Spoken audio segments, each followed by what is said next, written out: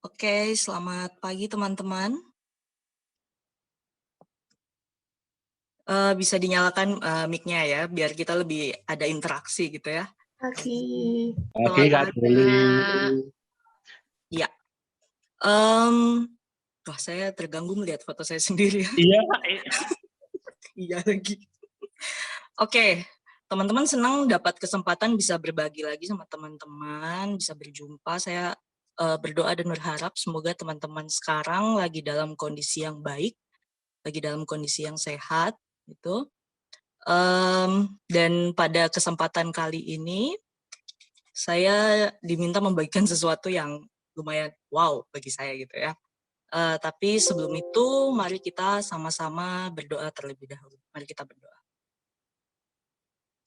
Kami mengucap syukur kami punya Allah yang begitu baik di dalam hidup kami, yang masih terus memberikan kesempatan kepada kami untuk mencicipi nafas kehidupan setiap hari, untuk membuat kami menyadari bahwa kami begitu dikasihi dan dicintai oleh Allah kami.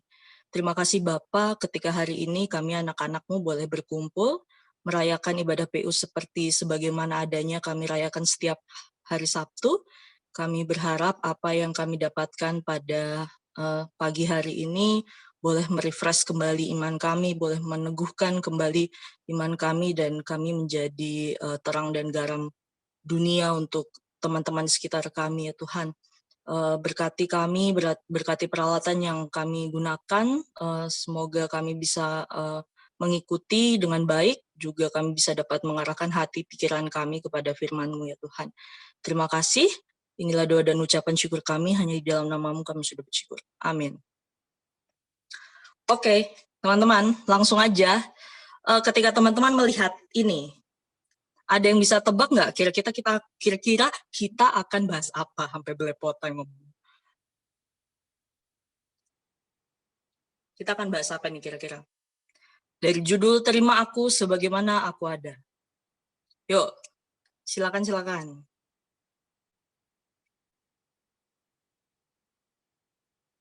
Halo? Halo. Ya. Ada yang bisa mendebak kita akan membahas apa pagi hari ini?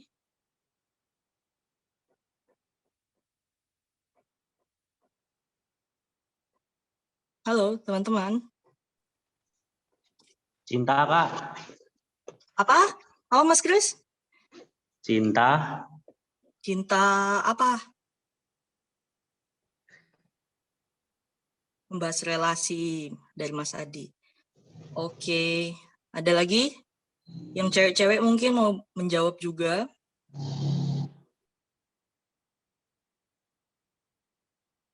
Perbedaan. Ya, perbedaan. Oke, terima kasih jawabannya ya teman-teman. Ya, benar, kita akan membahas relasi, cinta, dan perbedaan. Wow, gitu ya. Tapi pada kesempatan kali ini kita lebih ke ngobrol santai. Jadi teman-teman kalau mau nanti menanggapi, mau mengemukakan pendapat, boleh banget gitu ya. Kita sama-sama belajar di tema yang kali ini gitu. Oke, next. Ya, sebenarnya teman-teman kita pada pagi hari ini kita akan membahas satu topik yaitu LGBT gitu. Mungkin teman-teman udah sering dengar tentang LGBT, mungkin ada juga yang pernah dengar LGBT tapi tidak tahu singkatannya apa mungkin ya. Terus teman-teman juga mungkin ini tambahan info nih, tahukah kamu bahwa bulan Juni saat ini ya, itu bulan yang diperingati sebagai bulan kampanye LGBT gitu. Jadi teman-teman aktivis LGBT pada bulan-bulan ini nih biasanya turun ke jalan untuk menyuarakan hak-hak mereka gitu ya. Ini ada sejarah singkatnya gitu. Jadi peristiwa ini mengenang peristiwa Stonewall yang terjadi di New York, Amerika Serikat tahun 69 gitu. Jadi pada tahun-tahun itu kelompok LGBT itu belum diakui dan masih ditolak secara besar-besaran di Amerika gitu ya.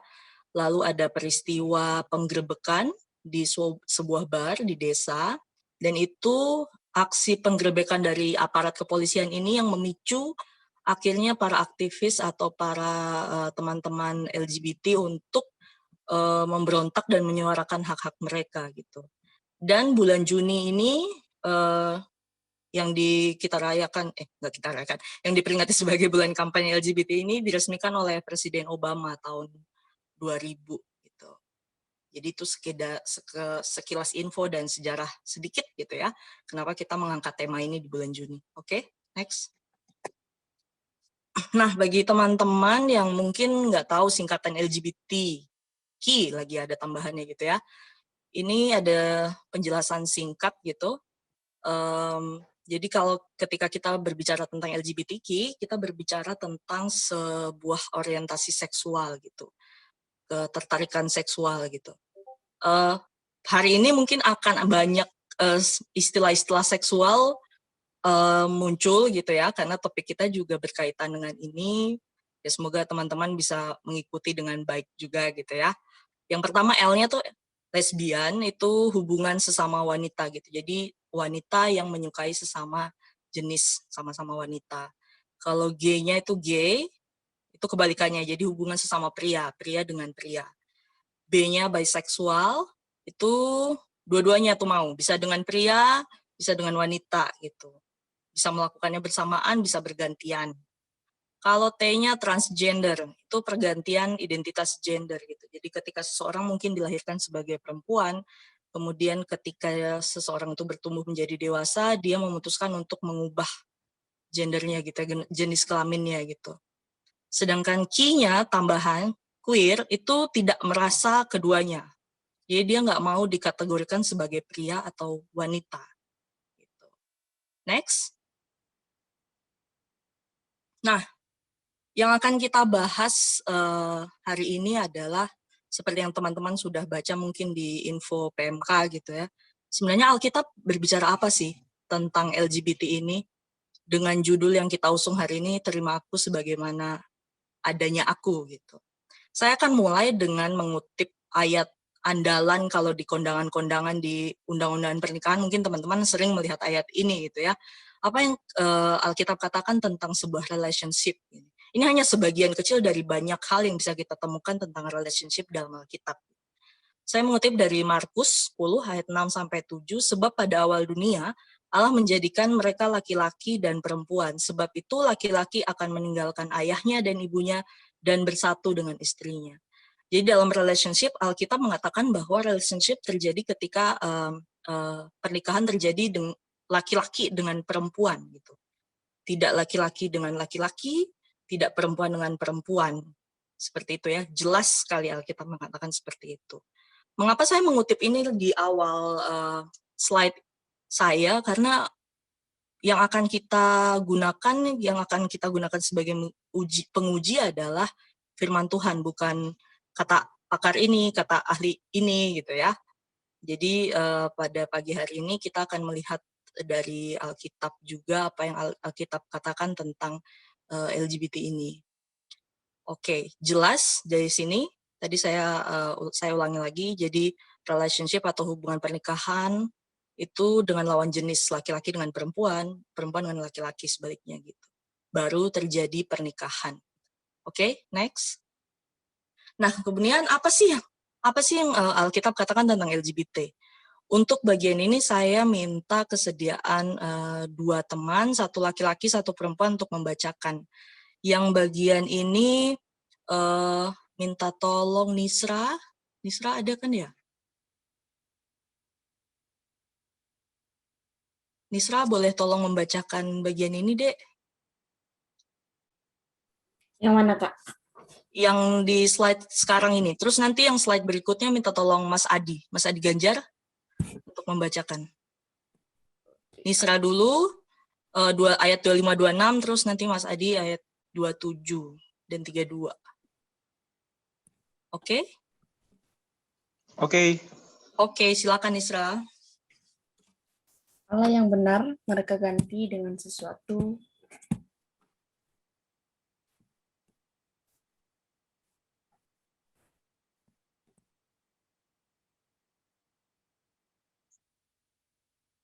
Halo?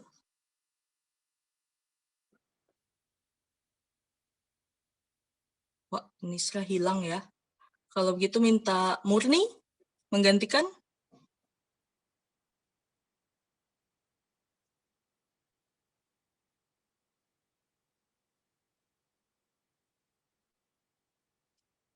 Halo?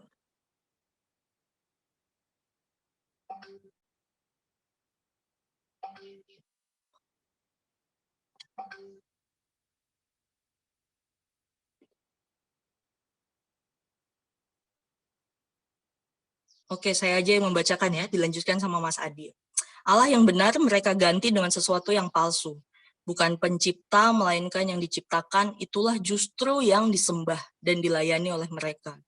Padahal yang menciptakan itulah yang seharusnya dipuji selama-lamanya. Amin. Karena manusia berbuat yang demikian, maka Allah membiarkan mereka menuruti nafsu mereka yang hina. Wanita-wanita mereka tidak lagi tertarik kepada laki-laki seperti yang lazimnya pada manusia, melainkan tertarik kepada sesama wanita. Next slide. Silakan Mas Adi. 27, lelaki pun begitu juga. Mereka tidak lagi secara wajar mengadakan hubungan dengan wanita, melainkan birahi terhadap sesama laki. Laki-laki melakukan perbuatan yang memalukan terhadap sesama laki-laki, sehingga mereka menerima pembalasan yang setimpal dengan perbuatan mereka yang jahat itu. Kemudian yang ke-32, mereka tahu bahwa menurut hukum Allah, orang yang melakukan semuanya itu patut dihukum mati. Walaupun begitu, mereka melakukan juga hal-hal itu dan malah menyetujui pula orang lain melakukannya. Ya, terima kasih. Oh ya. Jadi itu tadi pembacaan yang kita ambil dari Roma 1 ayat 25 sampai 27 dan ayat yang ke-32 versi BIMK ya. Jadi teman-teman sebenarnya dosa tentang kelainan seksual itu sudah ada di zaman dahulu kala gitu, sudah dicatat dalam Alkitab. Kalau teman-teman ingat tentang kisah Sodom dan Gomora itu kurang lebih sama gitu ya. Jadi Allah murka kepada bangsa itu karena penyimpangan-penyimpangan yang mereka lakukan gitu, sampai membinasakan satu bangsa gitu ya. Terus kenapa sih bisa ada dosa ini? Kenapa sih manusia bisa sebegitu maunya melakukan dosa ini? Karena di ayat 27 tadi gitu ya, bukan 27, ayat 25, bisa balik mungkin ya. Allah yang benar mereka ganti dengan sesuatu yang palsu, bukan pencipta melainkan yang diciptakan itulah yang disembah. Jadi ketika manusia sudah menyembah ilah-ilah lain, membuat allah-allah lain yang mereka ciptakan sendiri dan menyembah itu, disitulah banyak kejatuhan-kejatuhan dosa gitu ya. Ketika kita tidak lagi menempel pada yang utama yaitu Allah dan tidak menjadikan firman Allah sebagai landasan hidup kita, maka akan banyak godaan-godaan atau banyak keinginan-keinginan daging yang akan menjauhkan kita dan membuat kita jatuh ke dalam dosa. Salah satunya adalah dosa seksualitas ini, LGBT gitu. Dan yang ayat ke-32 itu peringatan keras bagi kita ya, bagi kita yang melakukan dan juga kita yang support bagian ini gitu. Mereka tahu bahwa menurut hukum Allah, orang yang melakukan semuanya itu patut dihukum mati. Jadi jelas gitu Allah menyatakan bahwa hukumannya adalah mati, hukuman yang begitu mengerikan ya teman-teman. Tapi walaupun begitu mereka melakukan juga hal-hal itu dan malah menyetujui pula orang lain yang melakukannya. Jadi bukan hanya yang melakukan, tetapi ketika teman-teman mungkin menyetujui atau menganggap ini adalah hal yang biasa, kita pun turut dihukum. Demikian kata Alkitab gitu ya. Tetapi ada kabar baiknya nih. Oke, next. Good news-nya adalah dalam 1 Korintus 6 ayat 11 gitu. Kalau teman-teman baca sebelumnya itu yang ada ayat pemburi, tukang berzina tidak mungkin masuk ke kerajaan surga dan lain sebagainya gitu ya. Tetapi di ayat 11 kabar baiknya, harapan dari Allah adalah beberapa di antaramu dahulu berkelakuan seperti itu. Tetapi sekarang kalian dinyatakan bersih dari dosa. Kalian sudah menjadi milik Allah yang khusus. Kalian sudah berbalik kembali dengan Allah karena kalian percaya kepada Tuhan Yesus Kristus dan karena kuasa roh dari Allah kita gitu. Ada harapan di dalam Allah gitu. Walaupun mungkin saya nggak tahu, mungkin teman-teman yang sedang bergabung ini mungkin punya pergumulan yang sama di bagian ini atau mengenal orang-orang yang sedang bergumul di bagian ini. Tekankan bahwa kita punya harapan di dalam Allah. Selalu ada harapan di dalam Allah gitu. Karena ketika kita memutuskan untuk berbalik kepada Allah, kita kembali dan mengakui Kristus sebagai Tuhan dan Juru Selamat, kita diberi kuasa dan identitas baru gitu ya sebagai anak-anak Allah gitu. Dan itu akan mengubahkan hidup kita secara utuh. Prosesnya nggak akan sekejap mata kayak menjetikan jari terus kita akan bebas dari godaan ini. Tetapi percayalah Allah memampukan kita untuk keluar dari keterikatan ini gitu. Hal ini nih mengikat gitu ya. Kecenderungan ini nih saya kenal beberapa teman yang luar biasa berjuang di bagian ini ya, berdarah-darah gitu kayak karena nggak mudah hidup sebagai LGBT itu tidak pernah mudah gitu, dikucilkan, dianggap aneh, dianggap hina, dianggap sampah, bahkan dia stres seperti kayak menolak dirinya sendiri, dia merasa kayak saya diciptakan seperti ini gitu. Nah, mungkin di slide selanjutnya saya akan membahas lebih detail isu-isu yang sering teman-teman kita nyatakan ketika kita mungkin ngobrol sama teman-teman yang LGBT gitu ya. Next. Ya, dari sekian banyak alasan-alasan yang teman-teman LGBT kemukakan, 3 ini menurut saya yang paling sering didengar gitu. Yang pertama, saya terlahir dengan kondisi begini. Ini adalah identitas saya gitu. Teman-teman mungkin pernah dengar tentang isu gen gay gitu ya. Jadi di beberapa tahun yang silam itu ada ilmuwan yang menyatakan bahwa gay itu adalah bawaan gen, pengaruh dari gen gitu, dibawa sejak lahir. Tetapi kalau teman-teman research lagi yang terupdate, banyak ilmuwan membantah itu, nggak ada gen gay itu nggak ada, gen straight itu nggak ada.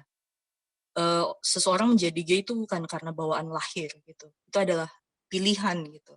Ada kecenderungan-kecenderungan dan kita bisa memilih untuk mau jadi gay atau mau jadi straight. Gitu. Dan ini bukan identitas teman-teman gitu. Ketika banyak mungkin teman-teman yang lain yang pro dengan LGBT akan bilang terima saja kondisimu karena itu kamu terlahir seperti itu. Kalau kata Lady Gaga kan born this way gitu ya. Perlu lagi saya ingatkan bahwa kita perlu menempatkan identitas kita itu berdasarkan apa yang Kristus bentuk dan Kristus nyatakan kepada kita gitu ya, bukan atas pengakuan orang lain, bukan atas hasil pencarian sendiri, tetapi kita balik lagi mendasarkan semuanya itu dari Allah, apa yang Allah ingin bentuk dari saya. Dan jelas-jelas kalau teman-teman lihat tadi, dan kalau di kitab-kitab sebelumnya di Perjanjian Lama jelas bahwa Allah menciptakan laki-laki dan perempuan gitu. Kecenderungan-kecenderungan yang lain itu dari buku yang saya baca gitu ya, ada buku referensi yang saya baca, manusia itu kan lahir dengan natur dosa, ada dosa bawaan karena pemberontakan Adam dan Hawa gitu ya. Ketika ada kecenderungan itu, kita melihat itu sebagai kondisi sakit yang lain gitu, kayak misalnya ada yang terlahir dengan jantung lemah, ada yang terlahir bawaan dengan kekurangan fisik dan lain sebagainya. Tetapi sebenarnya Tuhan menciptakan gambaran manusia seutuhnya itu tidak seperti itu. Itu bawaan dari dosa lahir, dosa natur kita. Tetapi gambaran utamanya, gambaran awalnya tidak demikian gitu ya. Jadi perlu lagi teman-teman untuk mengingat bahwa identitas teman-teman itu ada di dalam Kristus, bukan dari hal yang lain gitu. Jadi karena iblis itu sering menyerang identitas kita, ketika kita berhasil diserang di bagian identitas, hancur, kamu nggak layak, kamu bukan anak Allah, kamu nggak akan pernah bisa. Itu celah iblis untuk menarik kita mengenal Allah dengan lebih baik lagi. Gitu. Itu yang diserang. Masalah identitas akan selalu menjadi masalah utama bagi teman-teman yang merasakan pergumulan ini. Terus yang kedua, menjadi LGBT itu adalah hak saya dan tidak merugikan orang lain. Mungkin teman-teman pernah dengar ya bagian ini gitu. Kan dia nggak merugikan. Itu kan hak dia. Gitu. Tapi kalau kita mau membedah secara perlahan gitu ya, yang namanya hak asasi ya, sebenarnya nggak boleh mengganggu hak orang lain. Ketika kamu memperjuangkan hak tapi hakmu merugikan orang lain, ya salah gitu ya. Terus kenapa saya bilang LGBT ini merugikan? Karena satu, mandat beranak cucu tidak mungkin terjadi di bagian LGBT ini karena teman-teman yang berhubungan sesama jenis tidak mungkin bereproduksi untuk menghasilkan keturunan, satu. Tidak ada yang namanya regenerasi. Terus kalau teman-teman mengikuti perkembangannya juga teman-teman dari aktivis LGBT ini sedang menyuarakan tentang artificial baby ya, bayi yang dibuat dengan teknologi gitu. Jadi beda dengan bayi tabung. Ini benar-benar kayak mereka mau menciptakan manusia dengan alat-alat gitu. Dan itu sudah sudah jauh keluar dari apa yang Alkitab katakan tentang kisah penciptaan manusia, bagaimana sebenarnya manusia lahir gitu ya. Jadi banyak teknologi-teknologi yang teman-teman LGBT ini gunakan untuk seolah-olah ingin menggantikan tempatnya Tuhan atau perannya Tuhan gitu ya. Terus kemudian isu yang ketiga ini atau statement yang ketiga ini, saya bahagia dengan pilihan hidup saya. Really? Maksudnya teman-teman bisa menanyakan itu benar-benar dengan mengambil waktu gitu. Hidup sebagai LGBT dimanapun menurut saya susah ya. Sampai saat ini masih banyak penolakan, walaupun banyak negara-negara yang sudah pro dengan kebijakan pernikahan sesama jenis. Tetapi benarkah kebahagiaanmu bertahan seumur hidup gitu ya? Ketika misalnya kebahagiaan ini kadang tuh bersifat fana karena setiap 10 tahun, 15 tahun akan berganti tren. Saya bisa bilang gitu ya. Misalnya sekarang yang lagi hype BTS meal gitu ya. Teman-teman mungkin akan bilang saya happy bisa order BTS meal gitu. Tetapi kan tidak akan berlangsung lama. Satu-satunya kebahagiaan yang bisa kita dapati dan itu bisa menjamin selama-lamanya itu hanya di dalam Allah. Tidak dengan barang-barang duniawi atau hal-hal fana di dunia gitu. Termasuk dengan kesenangan-kesenangan seksual kita. Apakah kita mungkin sekarang melihat teman-teman LGBT lagi bahagia dengan pilihannya. Tapi apakah 10-15 tahun lagi keadaannya masih sama? Ketika tren kebahagiaan itu berubah, pasti ada dampak dari sisa masa lalu LGBT itu. Seperti dosa-dosa seksualitas yang lain, ketika kita berbalik bertobat, pasti ada dampaknya. Dan itu nggak mudah untuk menghilangkan itu. Keterikatan itu, rasa tidak layak dan ketidakberdayaan itu membutuhkan waktu dan tenaga dan air mata untuk bisa lepas dari semuanya itu. Jadi bagi teman-teman mungkin yang sedang bergumul di bagian ini, atau yang sedang memikirkan untuk terjun dan memutuskan pro LGBT, mungkin bisa dipikirkan kembali lah hal-hal ini gitu ya. Allah menciptakanmu sudah sedemikian baik gitu. Kamu diberi pilihan untuk menjadi anaknya, kamu diterima kapanpun kamu berbalik gitu. Apapun masalah kamu, mungkin ada trauma seksual, mungkin ada trauma relationship, mungkin ada hal-hal lain yang membuat kamu tertarik menjadi LGBT, kita akan cari sama-sama solusinya gitu. Tetapi bukan berarti teman-teman lalu memutuskan untuk ya udahlah saya udah kecewa nih pacaran sama cowok, ya udah saya coba deh sama cewek. Gitu ya. Terlalu riskan untuk menjadi coba-coba teman-teman bagian ini. Karena beberapa info juga yang saya tahu, ketika teman-teman memutuskan untuk masuk ke lingkungan LGBT, mereka bergerak secara komunitas gitu ya. Kalian akan dijaga dengan sebegitu ketatnya. Dan bisa jadi pertemanan kalian terputus gitu. Kalian akan dijaga, kalian ditentukan harus berteman dengan siapa. Kan mereka nggak akan mau teman-teman diberi pengertian lain, diberi pendapat lain, ada yang mengingatkan dan lain sebagainya gitu. Jadi sebelum memutuskan untuk terjun ke situ, ayolah. Mungkin kita bisa ngobrol suatu saat nanti, kita bisa ngobrol santai di Ruper, kalian bisa WhatsApp atau chat atau terbuka sama PKTB kalian tentang keresahan-keresahan kalian. Saya berharap itu bisa menolong teman-teman untuk bangkit dari pergumulan ini juga, mencegah gitu untuk teman-teman jatuh di bagian ini. Gitu. Next. Ya, ini kutipan yang saya dapat ketika membaca buku ini ya teman-teman. Jadi saya ada referensi dari buku ini, Same-Sex Attraction and the Church gitu. Jadi buku ini nih bagus kalau teman-teman mau baca. Jadi penulisnya adalah seorang pendeta yang mengalami kesukaan dengan lawan jenis gitu. Beliau laki-laki, dia suka sama lawan jenis, dan di buku ini beliau menceritakan bagaimana dia beriman dan akhirnya melepaskan beliau dari keterikatan itu. Gitu. Bukunya nggak terlalu tebal dan rinci dan langsung to the point, kalimatnya nggak muter-muter. Jadi kalau teman-teman mau baca, silakan, boleh pinjem, boleh beli. Baguslah bukunya tentang homoseksualitas, gereja, dan Alkitab gitu. Nah, dalam buku itu saya dapat satu kutipan yang begitu menarik. Ketika kita ingin sesuatu yang lain dari Allah inginkan bagi kita, sesuatu yang lain dari yang Allah inginkan bagi kita sebenarnya menginginkan sesuatu yang tidak mendatangkan kebahagiaan bagi kita. Jadi itu kayak rumus simpelnya gitu. Ketika kita menginginkan sesuatu yang bukan Allah inginkan bagi kita nggak akan bahagia. Kesannya akan kelihatan bahagia, tapi itu bersifat sementara aja. Ujung-ujungnya akan nggak bahagia. Karena kenapa? Lagi-lagi kalau teman-teman ingat tentang materi Allah itu yang menciptakan kita, dia tahu yang terbaik buat kita. Gitu. Dia tahu apa yang menjadi sumber kebahagiaan kita. Dia tahu apa yang menjadi kelemahan kita. Gitu. Dan satu-satunya jalan yang bisa kita tempuh untuk mengetahui bagaimana cara bahagia adalah menanyakan kepada Allah, mengikuti perintah-perintahnya, mendengar dan membaca firman-Nya supaya kita tahu isi hatinya. Oh, ini toh yang membuat Allah bahagia. Ini toh yang membuat aku juga bahagia. Seperti itu. Next. Nah, ini adalah apa yang bisa kita lakukan. Entah itu kita sebagai orang yang sedang bergumul dengan bagian ini, LGBT, atau teman-teman yang mungkin punya kenalan atau saudara atau kerabat yang sedang bergumul di bagian ini juga.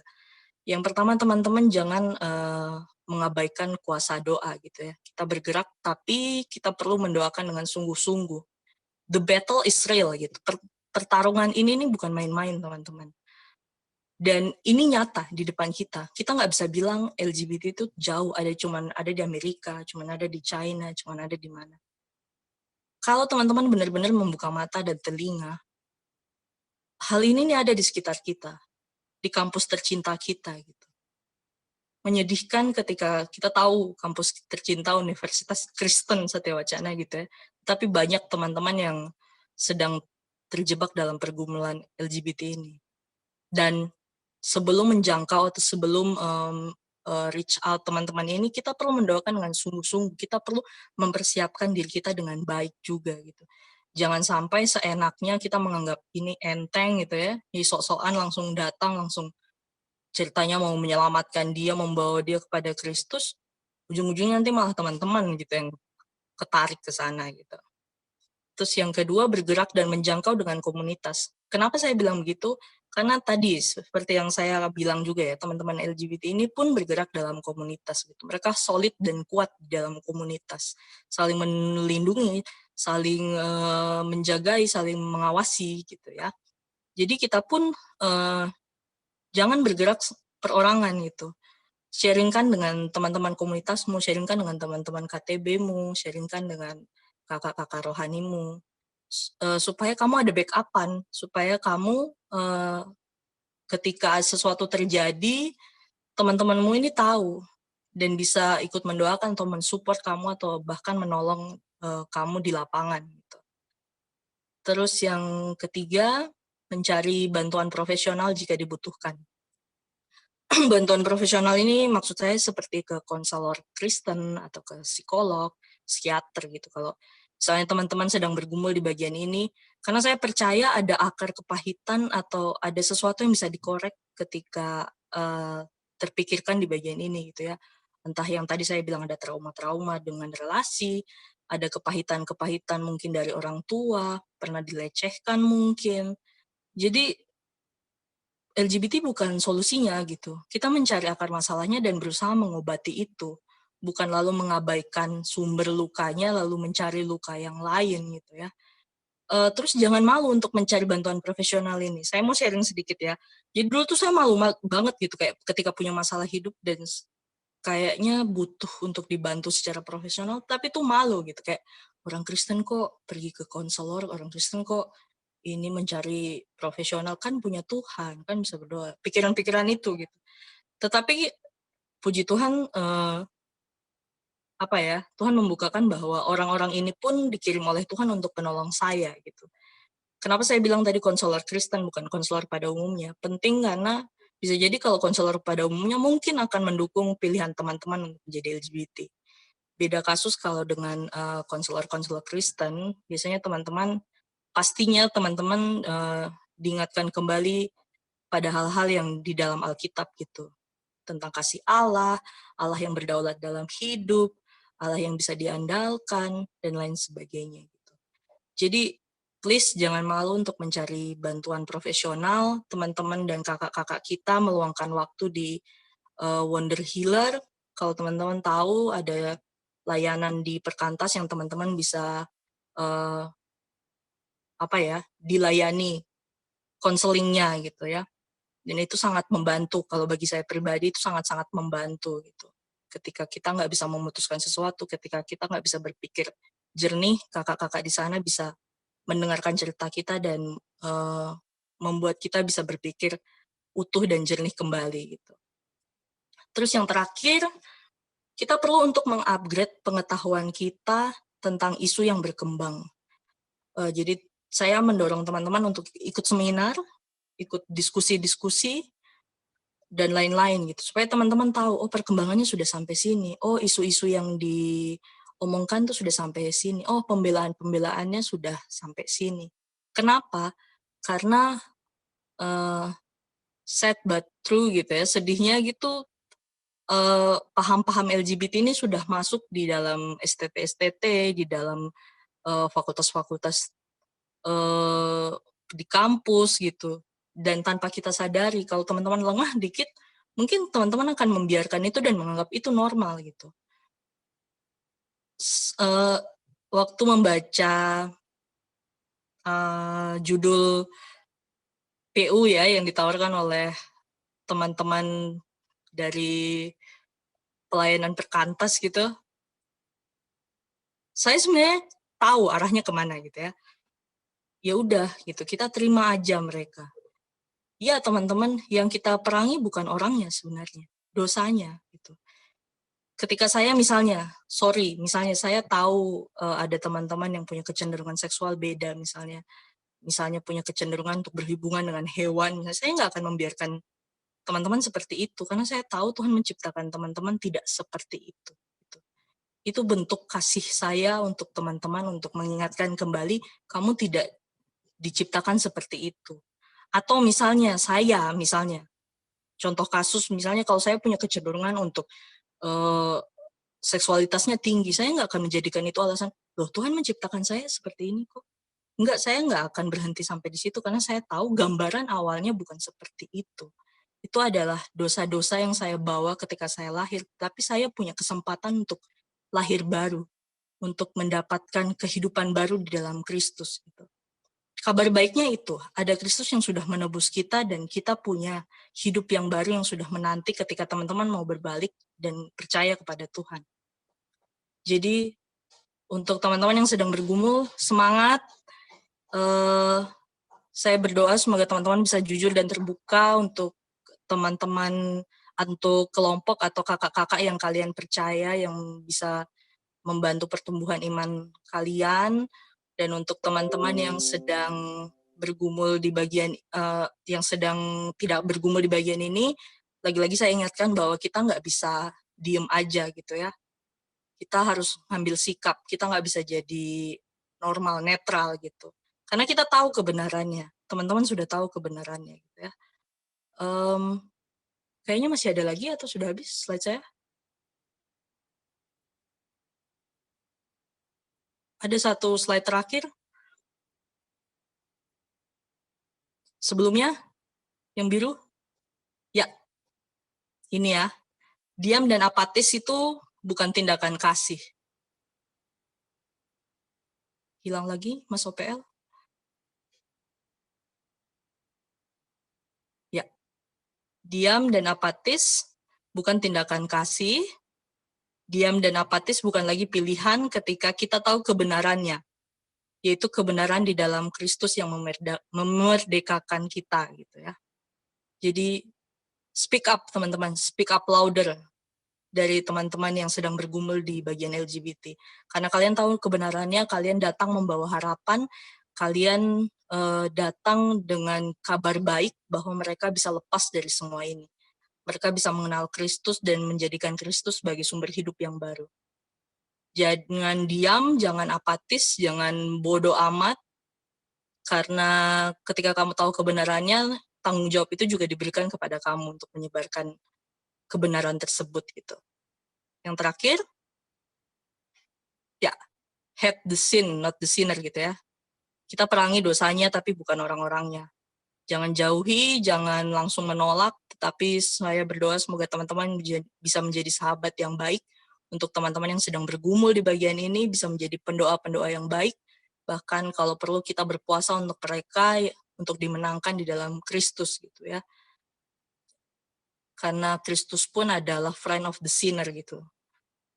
Tuhan datang untuk menyelamatkan orang-orang yang sakit dan berdosa, bukan yang sehat yang dicari, tapi yang sakit dan sedang bergumul dalam dosa. Jadi biarlah kasih Kristus yang memenuhi hidup kita, yang memampukan kita untuk melakukan pelayanan di bagian ini. Itu aja dari saya pagi hari ini, semoga bisa menjadi pengingat buat teman-teman yang lain, bisa menjadi kabar baik juga buat teman-teman yang sedang bergumul di bagian ini. Terima kasih.